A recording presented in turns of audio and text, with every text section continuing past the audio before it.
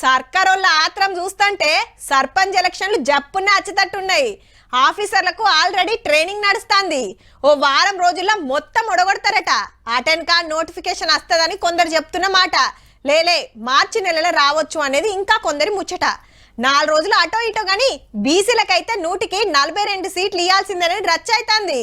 డౌట్లు క్లియర్ చేస్తానికి బీసీ సంఘాల లీడర్లను మేధావులను సచివాలయానికి పిలిచి మీటింగ్ పెట్టిండు మంత్రి పొన్నం ప్రభాకర్ సారు.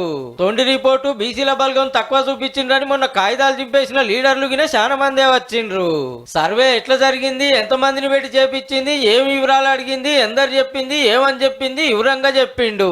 ఉన్నదున్నట్టే రిపోర్ట్ వచ్చింది, తప్పులేం లేవు, కావాలనే కొందరు బదనం చేస్తుండ్రు అన్నాడట.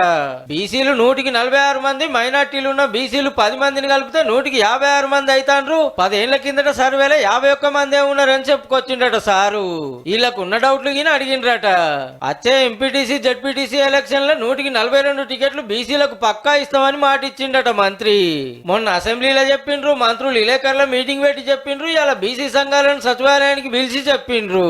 మరి ఈడికి తుర్తిపడ్డరో లేదో గాని ఎమ్మెల్సీ తీన్ మర్మల్లన్న అయితే ఈ మీటింగ్ కు రాలే.